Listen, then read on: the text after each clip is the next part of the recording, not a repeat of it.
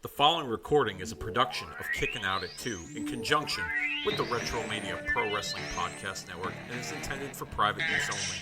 For more information, head on over to facebook.com/Kickin' Out at 2 or our Twitter handle @Kickin' Out 2, along with searching Retromania with a W on any and all podcast platforms available to listen to archive shows such as this and all the great content of the Retromania Pro Wrestling Podcast Network. Evergreen content at your fingertips anytime at your listening pleasure. And with that being said, we thank you for listening and hope you enjoy the show. What's up, everyone? Thank you all for pressing play and hitting download, liking, subscribing, and rating and reviewing this podcast known as Kickin' Out at 2, a nostalgic walk down the aisle of wrestling memory lane. I'm your host, Dave Rosenbluth, and we got the band back together. It's been a minute since we've done this, but my good pal, my dear, close, personal, longtime friend, Mr. Dennis J. Levy. What's up, man? Just chilling. I'm very excited to do this podcast. As mentioned, we haven't done this in a while. And if you don't know this by now, you're extended family. You're not only a good friend of mine, but I consider you that brother for sure. So it's a pleasure being here, and I'm very excited to be here today. Thank you. Appreciate that. Yeah. It's been, like I said, a minute. We've had some, stuff going on in our lives, but, we're back in the saddle. It's summertime, and a while back, for those of you that are pressing play, keeping score, we're going to watch Rob Van Dam versus John Cena for the WWE Championship from ECW One Night Stand 2006, over 20 years ago. For those of you keeping score on our social media, right around the time Cena was retiring, I did a poll. I did like a tournament of some of Cena's best pay-per-view matches.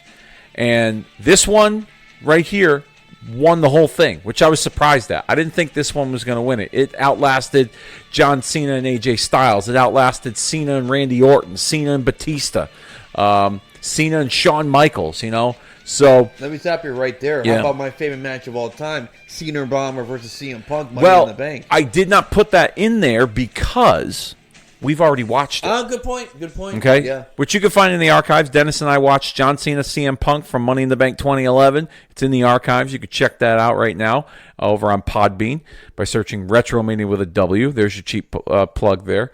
But this match won it. And originally I was going to do it around the time Cena retired, but I thought, I'll wait a little bit. The 20th anniversary of One Night Stand is coming up this year.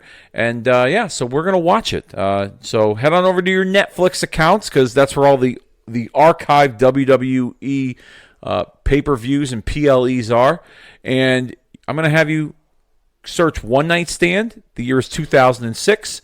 And then I'm going to have you fast forward to 2 hours, 6 minutes, 37 seconds. And the match runs roughly around 20 minutes or so. We're going to keep it on, keep your audio on mute so you can listen to us as we give you the rundown as we're watching this. And we're going to talk some other stuff as well. And, that is that. And if I call for it, then I'll play the audio. And, that's it. So are you ready? I'm ready, bro. All right, let's do it. All right, so I'm going to give you a countdown, and I'm going to, when I say play, press play, and, we're going to have at it. So, in 3, 2, 1, press play. A packed Hammerstein Ballroom in New York City for, this was the second incarnation of the One Night Stand event under the ECW banner that WWE was producing at the time, and this was right before the ECW revival of that third brand. I was so excited, but man, without a flop. Oh, 100%. I mean, I would say that the WCW invasion angle was better than the ECW revival. Oh yeah, that was the invasion angle compared to the ECW revival was like the NWO storyline. You know what I mean? Yeah. Compared to that. Yeah. Yeah. See Rob Van Dam making his way. Rob Van Dam was the Money in the Bank briefcase winner at WrestleMania earlier that year, and he was the first. Yes, and he was the first person to call his shot ahead of time with the Money in the Bank concept and challenge Cena for the championship on his home turf in the Hammerstein Ballroom in New York City, which ended up becoming the official home of ECW towards the end of their original run in late 2000 to early 2001 when they closed up shop January 7th of 2001. What did you think of? All right, let me put it in simpler terms. Was Rob Van Dam? Now, spoiler alert: he wins the match and becomes the champion. Okay, but was it too late for Rob Van Dam to be champion? Because at this point, he had been in the company for roughly around 5 years or so, and they had flirted with him with the championship. Do you think it was like too little, too late, or was this? I thought it was perfect timing. I really did. That like you said, the revival or whatever, and that spoiler, he fucked it up. He threw it all away for a joint, and yes, him and Sabu were. I was so mad at him for that, and that I really was. I'm like. For those of you, just to provide a little context, not to cut you off, but not long after this, probably about a month or so, Rob Van Dam and Sabu were traveling in a vehicle, and they were pulled over. I want to say it was either New Jersey or Maryland. I don't remember exactly, but there was drugs found in the car. And at the time, marijuana was not legal in the United States, and he was the WWE champion. It made the news, and it was not a good look, and that pretty much put an end to his main event championship run. I was so mad at him for it. I really was. So you thought this was perfect timing that he had gone through the previous 5 years, and I actually might have done it a year before, where the main event was RVD. He wants the Money in the Bank, and I just thought the main event for don't get me wrong, I loved One Night Stand. I just thought the main event felt kind of flat, like I forgot what it was. It was like a tag match or something. Yeah, right? Dudley's against Dreamer and Sandman. Yeah, and I just Van Dam was injured that year, so that's why he wasn't on the card. I mean, he made an appearance. Yeah, you're right. But in a perfect world, I would have liked him. Which we watched, by the way. You could check that out in the archives. One Night Stand 2005 watch along, as we see John Cena making John Cena's entrance here was.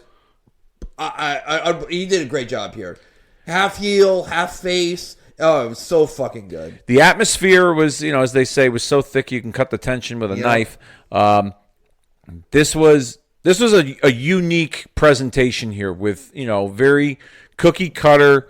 Vince McMahon. Don't touch me. I'm holding the title. Oh, it's so fucking good. The shirt's black. It's always green and bright. It was like he did Cena Bomber. Oh, he did such a great job. Yeah. He and we'll see it as the match begins. How he handled the crowd reaction, and that fucking sign of Cena wins. We riot. Yeah, I mean that's become a trend on social media, and amongst wrestling fans for years following. Regarding big matches, if so and so wins, we riot. I think there was, if I'm not mistaken, I believe when Cena and Punk wrestled at Money in the Bank, there was a sign: "If Punk wins, we riot." I'm pretty sure you're in right. Chicago, when that big title match took place after the pipe bomb promo. But yeah, that's my two biggest things that I fucking hate more than anything. When you get an okay match, this is awesome, and like. I see too many of them. And this guy loses, we riot. Yeah. I was like, fuck off. Yeah, they kind of beat that one to death. I'm not going to lie. This show here is an interesting show. This was, like I said, the second installment of One Night Stand. The first installment was a year prior, and that stemmed from the successful DVD sales of the ECW documentary that the WWE put out, which was actually Rob Van Dam's idea to do one of these ECW reunion shows, which then led to this show here, the second year, One Night Stand in 2006, took place on June 11th. The card actually for this, it's obviously not as good as the previous year, okay? Because like I said, you had the Dudleys against Sandman and Tommy Dreamer. You had Rey Mysterio, I think, wrestled Psychosis. Great match. Benoit and Eddie Guerrero had a match. Yeah. Jericho and Lance Storm had a match. Yep. Don't forget what I saw. Sabu and Rhino. Yeah, and what stole the show for me. Mike Awesome and Masato Tanaka. There you go. Yep. That stole the show for me. Okay, so right now we're seeing Cena. He does the traditional throw the T-shirt out in the crowd, but the crowd is not behind this shtick, and they're chanting "throw it back," and they end up throwing it back numerous times. There you see it hit the ring steps. Cena's going to grab it again. He's going to throw it back. Oh, he's going to throw it to this side. And this guy's going to say, no, fuck you. Here you go. Back over on this side. And it hits the top rope. And then now the referee's admonishing Cena. I think he's trying to get this thing going. And nice job getting an ECW original the referee, by the way. Oh, yeah. Jim Molyneux. Yep. Cena throws it, and it gets thrown back again.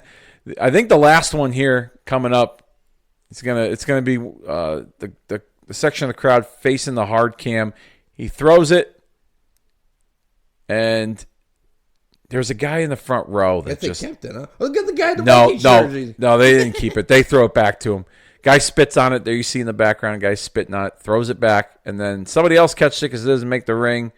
Here we go. This is it here. The guy wipes his ass with it, throws it, and then there you go, right there. Yeah.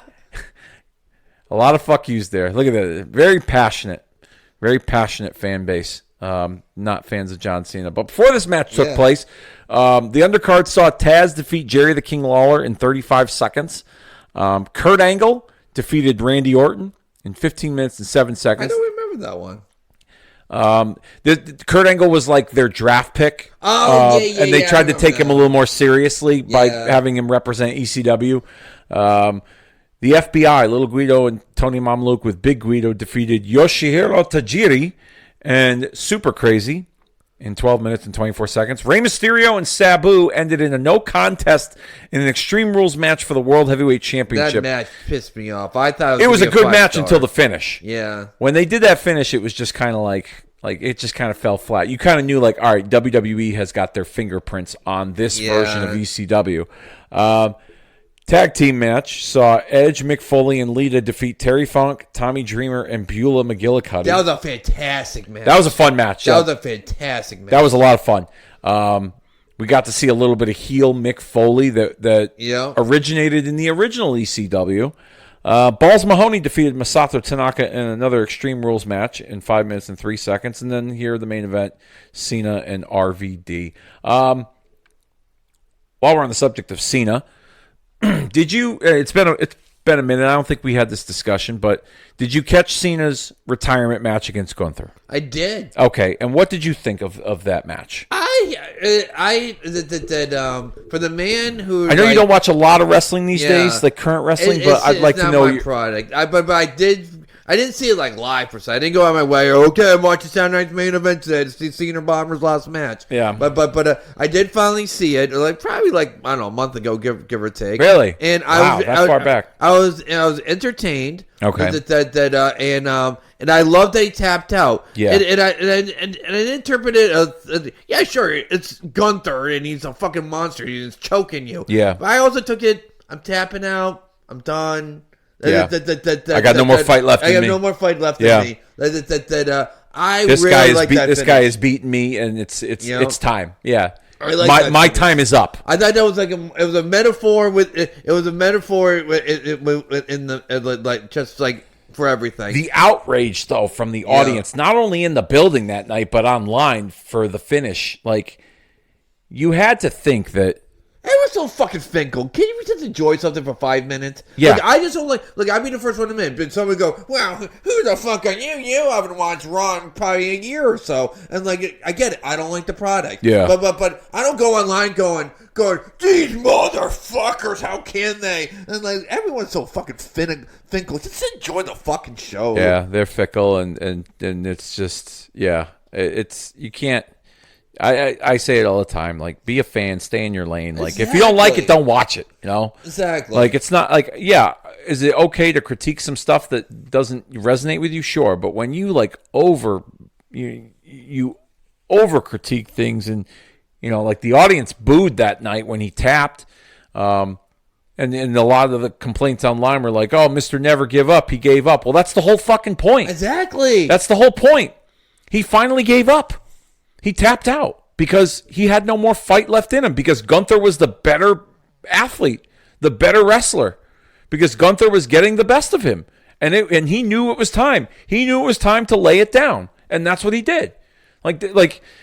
I swear to you, wrestling fans, and I don't try to separate myself, but I'd like to think that I'm a little bit more sophisticated than the majority of the wrestling fans out there that are not mature enough to really understand the storytelling in some of these matches. Exactly. And, it's just what was Gunther gonna do? Of course he was gonna make him tap out. Gunther wanted to humiliate him. Gunther wanted to, be the reason why he retired. And it just. What's the difference? I'm sorry, I don't get what's the difference between Cena Bomber, and we all know that, dude. The horse has left the barn, and that fucking horse is now fucking in South Africa, for fuck's sake. We get it. It's a script that I think it is. I think I forgot what wrestler said this on a podcast, but it's like yes. The finish is predetermined, but everything else is, trust me, is real. My back tells me every day. But anyway, you get the gist. Yeah. But I'm trying to say, it's a predetermined fucking fight. What's the difference between him getting powerbombed 3 times and 1, 2, 3, or a tap out? I'm sorry, I thought the tap out made the better message. I really did. It did. Yeah, it told the better story. Like I said, my time is up. I got no more fight left in me. It's time I give up. He knew it was over. End of discussion. You know what I mean? And then the funny thing is too is that, so they didn't like the way he retired, and then you get these idiot fans that, and I said this on a podcast recently, and I'll reiterate the point because I'm not sure if you, first of all, listen to the podcast, but also if you, I do from time to time. Okay. Anyway, that's anyway. Yeah. So it's your choice. Yeah. I don't have it's not a requirement as the co-host, but anyhow,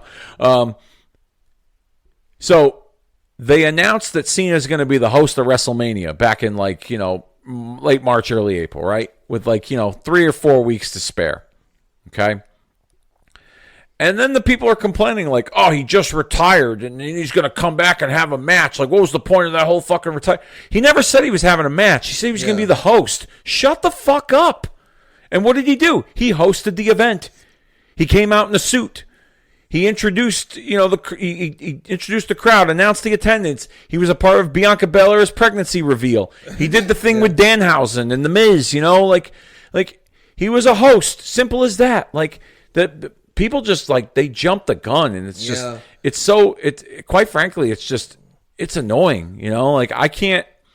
I block a lot of the negativity out, and I try to have a more open mind. I've always tried to have a more open mind with wrestling, to the point where you might be surprised to hear this. I recently watched AEW's Double or Nothing pay-per-view from Queens.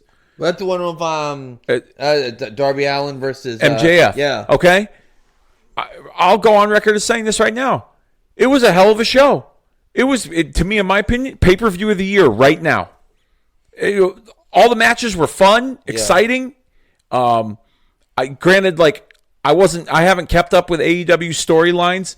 I'll follow some stuff online. I haven't watched Dynamite or Collision in forever. All right. The last time I watched something AEW related was last summer. I watched Jon Moxley and Hangman Adam Page from Arlington, Texas Stadium. Yeah. From All In. So I saw the positive reviews online. I was like, I want to check this out. A lot of people are really digging the show. Even people that don't watch AEW or don't like the product. So I was like, I want to check this out. And I managed to find a link to watch the entire show, start to finish. And it was a lot of fun. And that I'd like to say that I'll pat myself on the back. Just goes to show how open-minded I am when it comes to wrestling. Yeah. And that, I thought Double or Nothing, AEW Double or Nothing was better than WrestleMania this year. WrestleMania, 2-night event, which we could talk about the shit show that was WrestleMania. In fact, I even talked about it on Monday Morning Mania Madness. You can find that in the archives too. Okay? Seriously. Yeah. Double or Nothing was a better show. Edge and Christian and FTR in a tag team New York City I Quit match. What a fucking fun match. How did that finish? I know who won. I read the card. I want to say that they had one. Christian had one of them in the sharpshooter, and I think Edge had the other, like had him in the crossface at the same time, and he like gave up that way. Okay. I forget. Gotcha. But I could send you a link to the show. You can watch it. Like it was a lot of fun. Yeah. A lot of fun to watch. Fucking Swerve and Bandito, Okada and Takeshita, whatever the fuck his name is. I'm Take sorry. a shit, yeah. Yeah, take a shit. Yeah, right. MJF and Darby was a fun match. There was a lot of good stuff on that show. I was sad to hear though that I'm a Darby Allin fan. That he's gonna kill him. I'm worried about him though. He's gonna kill himself. He's one wrestler. Yeah. You could circle on the line that Jim Cornette has been prophesizing for 5 years. An AEW he needs to slow it down. An AEW wrestler is going to kill himself, and the person that's going to do it is going to be Darby Allin. Yeah, he worries me, man. Yeah. It wasn't the spot where I saw the match. That's the one match I saw. Okay. So him going on the top and like going through the tables. Yeah. That was. It was incredible how professional that was. Both of them, and you even see like MJF did that little hug. Hey, are you okay? Yeah. And then Darby Allin did the roll. Yeah, the children they said okay. No, but the spot that was, excuse my French, was so fucking stupid. When Darby MJF is on the outside towards like the announcing table, and Darby Allin goes. Oh yes. And what the fuck was he thinking? I thought he broke his neck. Yeah. I'm like, what is this motherfucker doing? Yeah. That guy, that spot right there. It's funny that you bring him up. I mean, we're talking about it as we're watching an ECW match, but he would have fit in like perfectly within ECW. He would 10%. Yeah, he would have been. Can you imagine him and like Spike Dudley in the tag team? They would have had a field day throwing him into the crowd and bouncing him around. I mean, like I said, the show was a lot of fun. If anyone hasn't watched it, I'd go out of your way to find a link somewhere, illegally streamed or whatever, and watch AEW Double or Nothing. I saw the whole match. That made my Jimmy. It was a fun match. I saw the whole, not the card, but I saw the whole Darby Allin versus MJF. All I did was YouTube. I heard it was so fantastic. I just tried to find. It took me 5 seconds on YouTube to find the whole match. Okay, all right, yeah. RVD with a split-legged moonsault there onto the chair. But Darby Allin, he scares me though. Oh yeah. I love him. He's my favorite currently ECW wrestler. You mean AEW? That's what I mean. Yeah. Sorry. But yeah. Yeah, he's got to slow it down because he's not long for this world. No, if he keeps it up. His career. Cena here, I like the psychology in this match. Yeah. Cena kind of leaning into a little bit more of an aggressive side in order to survive in an environment that he's not accustomed to, which I think this period of time, this is the beginning of the let's go Cena sucks. Like this really is. Like you kind of saw it at WrestleMania earlier that year when he wrestled Triple H and the Chicago crowd was really on, Cena's ass. Nice slingshot into the chair. But this right here, I believe, is where is the beginning of where Cena thrived and where they started calling him like big match Cena, where he was put in situations that didn't favor him, and they told a story of kind of him, even though he was the champ, he was still the underdog at times. Yeah. And that's the perfect case here. I also think too this is a unique setting and a unique environment, but this was early in his run. Like he'd only been like he'd been the champion a couple of times, but like he'd only been in the main event for maybe about a year or so after, at this point. And so I think putting him in this environment, in that ECW setting, and making it Extreme Rules and, the finish with Edge, they'll come up later. This was done to protect him because they were still building him as their franchise player. Is that fair to say? Oh, I couldn't agree more. Okay. All right. It's funny. RVD originally, I just read an interview with him not too long ago that there was talk that he was going to do something with Cena during his retirement tour. It's kind of like a callback to this match. Yeah. I don't know if they were going to have a match against each other, if they were going to tag together or something, but there was a lot of talk that, or at least Van Dam says that there was a lot of talk of doing something, but I don't know what prevented it. I know that Cena only had like 36 dates on the retirement tour when he was ready to commit to over 200, which is interesting that like he wanted to hit up every place he possibly could and work with as many guys as he possibly could, and things were kind of changed at the last minute in certain situations with guys that he worked with or he was supposed to work with. What did you think of the retirement tour itself, like with Cena and the stuff that he did? My favorite was the stuff of R-Truth. That was great storytelling. And R-Truth is like, you're my hero. How can you be a bad guy? Yeah. And it's so good. And from the little stuff that I do watch wrestling, I like the I don't know what he's calling himself nowadays. I'm assuming still is R-Truth. Yeah, he still is R-Truth. But the Cedar Bomber R-Truth, I love it. Yeah, I do. R-Truth, how could you release that, man? They got his back, but just like. He is just beyond talent. You need a little comic relief, and he does a good job of it. Not just that, dude. He just when you give him the ball, he fucking scores. Yeah, man. I want to see him. The Darby Allin could be a champion for a month. Give fucking R-Truth the championship just for 1 month. Please, you are loaded with F-bombs today, which I don't have a problem with. But man, I can just hear it in your voice, like fucking, like you were. I'm so excited today. You gotta forgive me. I'm an open book when it comes to my personal life. I'm going through anxiety a little bit, folks. And for the first time in the longest time, I got 8 hours sleep. So I'm just excited for life. I haven't seen you in a while. Forgive me. I'm just extra. I know. I can appreciate it. I'm just busting your balls. No. I love you, brother. I'm just busting your balls. But I'm just saying, I'm just excited today. And RVD versus Cena Bomber, fucking fantastic match. I'm grateful for life. I really am. No, that's good. That's good. I'm grateful that you are grateful for life. So that's awesome that we get to do this. RVD pulling a table out here. Looks like we're gonna have some plunder in the ring, baby.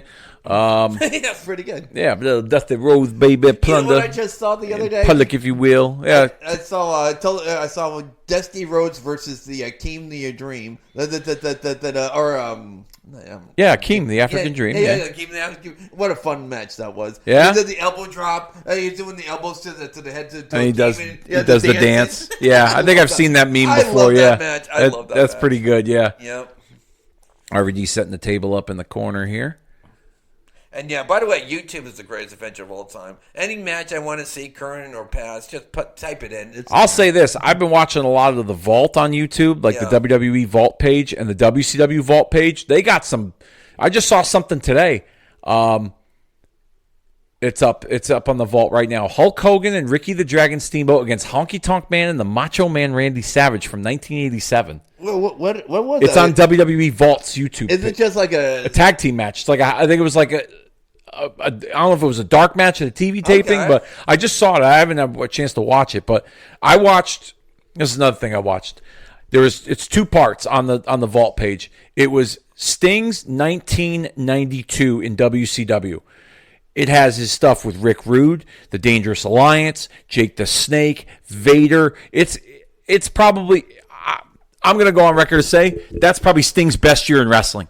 Hard to argue. You know? Jake the Snake versus it's him 2 is so parts. underrated. It's 2 parts on the WCW Vault page. If you go to if you subscribe to the WCW Vault page, you'll find it there. But there's some really fun stuff, like Sting and the Steiners against like Rick Rude, Stunning Steve, and like Beautiful Bobby. Oh, look at that, Jim Molyneux taking a clothesline from John Cena.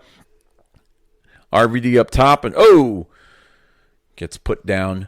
But yeah, the Vault page is just got some wild stuff. We should probably one of these days maybe do like a random like match we've never seen before that's on the Vault and just like you know what? How about our next episode? We'll pick something out on the Vault and we'll watch it with everyone. I fucking love it. All right, yeah, let's do it. As Cena now makes his way to the outside ringside area. I got a question for you. Yeah.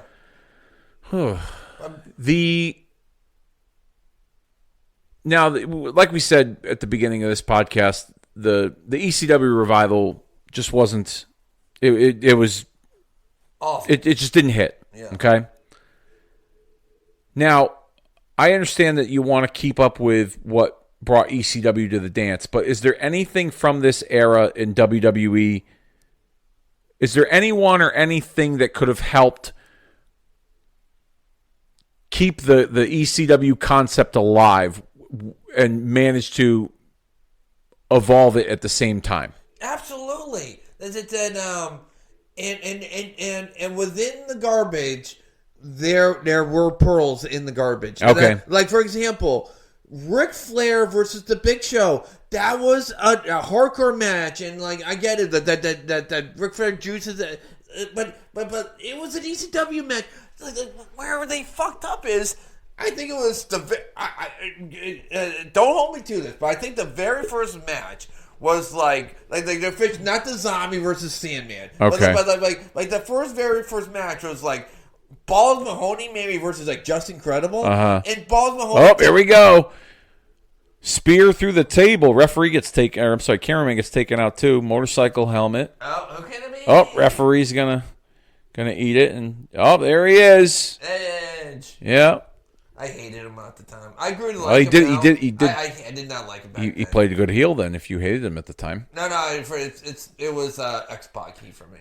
Oh, really? I did not know. I was like, who is this? Why are they pushing this motherfucker? Oh, I loved Edge. I liked Edge as a single better than I liked Edge and Christian as a tag team. I liked the flash photography. Yeah. I thought that was funny. Yeah. But anyway, yeah, Edge wasn't my dude. Edge finally won me. Was forgive me, what was it, the SummerSlam main event, the steel cage match versus The Undertaker? Hell in a Cell. Hell in a Cell. Yeah. That's when I said, you know what, I'm wrong about this guy. He's phenomenal. Van Dam's going to go up to the top and capitalize while the referee's down. And look at this, how he does this. Oh, yeah, he so switches good. his body to get in the right direction to nail the 5-star frog splash. Going for the cover. We got a referee that's down. Oh, come on. You can't wake him up, dude. Yeah. Give me a break. Oh, he's shaking him. It was Paul Heyman, right? Yeah, Heyman comes in to make the cover. Yep, there he is. The wise man. The Oracle. I fucking hate him. 1, 2, 3. And your winner and new WWE champion, Rob Van Dam. So you were saying, was there something that could have helped this ECW brand that like helped evolve it, but also kind of stay with like the originality and the concept? Yeah. Like what do you think could have helped it? I get it. You want new stars, CM Punk and whatever. But, Yeah. Right? But if you're going to have ECW, make it an ECW match. Like I said, I want to say the first official match was like Balls Mahoney versus like Just Incredible. And Balls Mahoney takes a chair, bam, walks in with it, ding, ding, ding, ding, ding, disqualification. And that's when I'm like... Well, what I'm getting at is, maybe I'm not articulating it the right way, but is there something that they could have done that keeps the originality and the core values of the brand, but also helps evolve it as well? Exactly. No, that's what I'm trying to mean. You keep it like. So every match would be a hardcore match. Is what you're saying? No, well, if you're gonna win ECW, yeah, but then you have your top guy be the CM Punk, that be a Kurt Angle, to have them be the champions, but don't fucking like oh no, a guy used brass knuckles and now the referee's got to throw out the match. That's not ECW. That's fucking Shotgun Saturday Night fucking shit. Wow. Or, you know what You brought that up. That's hilarious. or whatever. Wow. Shotgun Saturday Night. Oh man. I'm just saying that's how I interpret it. That ECW product was just glorified. Yeah, But don't you think they would get old at some point if every match on that show was hardcore matches? brother? Every Friday night on what was it, TNN? What was it? A hardcore match for 1 hour. Okay, but look, fucking amazing. But look how long they lasted. Then they went out of business. Because Paul Heyman was a fucking moron. It wasn't that people weren't watching. Tommy Dreamer tears coming down his eyes, goes, ECW is the only fucking promotion that sell out arenas and go out of business. And it's because of... Yeah, that is interesting. Yeah, there's truth to that. Absolutely. I mean, there was a place for ECW always in I think what... And eventually, I think we got it with the black and gold NXT. But I think that like underdog spirit and being a mix and a hybrid of what NXT black and gold was what this version of ECW should have been. I actually think that's a fantastic. And that's what I mean by like kind of keeping with the original concept, not overdoing it, but also evolving it as well. That's kind of where I'm at. I think that was a very fair analogy. But I still think you could go back in time and have an hour of just hardcore wrestling that it's like okay. Like for example, you know what one of my favorite TV shows of all time was TNT Up All Night, where all they showed was like all these scary movies and all this other stuff. And the host was amazing, and it was like a niche little thing. But guess what? Millions and millions of people will watch it because there's 300 million people that live in this country, and there's a niche for that. There's a niche for ECW. It wasn't meant for the hardcore. ECW was not meant for the hardcore. It was meant for the hardcore fans, meant for casuals. I'm not saying it wasn't meant. Thank you. There you go. It wasn't meant for the casual. Yeah. It was meant for the niche-y, hardcore smart people. You know what I mean? And that's when they fucking blew it. I just don't know how long it would have ran. It would have been able to run its course under those same Maybe under that same criteria. Don't fucking do it. It's like I don't know. I get it. I get it. You wanted what brought it to the dance. Exactly. I totally get it. As RVD's being hoisted up by look at the image, the Big Show. Yeah. Like, I mean, Balls Mahoney's right there, but yeah, I get it. The Big Show, like Tommy that's Dreamer. what. Yeah, Tommy Dreamer's in the background. Yeah, Justin Crowell. Yeah, Justin Crowell. You see Mikey Whipwreck. I think there's Sign Guy. That's RVD's wife at the time. Bill Alfonso. Yeah. So RVD, WWE champion. Defeating John Cena with the spinner belt, and like I said, about a month or so later, him and Sabu would get pulled over, and I was so mad at him. He'd lose the championship, and there went his main event push. And that's when the whole product too. That was the death. That was the death shot when they took the titles off him, and that was the rest is history. Yeah. Well, I mean, I guess why they They had their reasons, of course, and I think they didn't have much of a choice. As this watch-along has come to an end here of ECW's One Night Stand. Dennis, this was a lot of fun. Thank you for taking the time to... and before we wrap this up, I got 64... I've been meaning to ask for something like this. Okay. From 0% to 100%, that sign, if Cena wins, we riot. If Cena would have won, you think that would have actually been a riot? I don't want to say a riot, honestly. I don't think it would have been a riot. I think there would have been trash thrown in the ring, but I don't think it would have gotten to the point where like fans are climbing the railings trying to hurt him and shit like that. I think it would have been a little bit more hostile than it was when he came out. Yeah. They would have thrown trash. Maybe somebody would have thrown a chair, but that's it. Like I don't think those people would have wanted to risk getting themselves hurt. Yeah. As well as getting arrested and never being able to attend a show ever again. That's just my opinion. I'm calling their bluff. You ain't rioting. Same thing with the fans in Chicago when Punk was wrestling Cena. If Cena wins, we riot. No, that's not happening. That's not happening.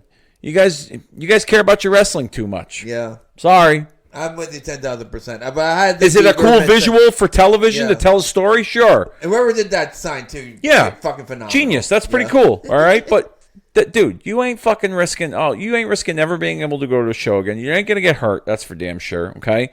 And you probably don't have any health insurance because you fucking work at GameStop or Jersey Mike's and you have no fucking life, and therefore you don't want to go to the hospital because you can't afford that bill, unless you live with your parents in the basement. which most of them fans did anyway. So fuck that. They're not riding. They I'm ain't with doing you shit. 10,000%. But I'd be remiss if that's not Dust's question. But anyway, it was a pleasure doing Yes, this podcast with you. This was a lot of fun. So next episode, Dennis and I are going to find something on the WWE YouTube Vault page that we've never watched before, and we're going to watch it with all of you. So tune in for that. And with that being said, it's about that time we officially put this one down for the 3 count, and we'll see you all next time.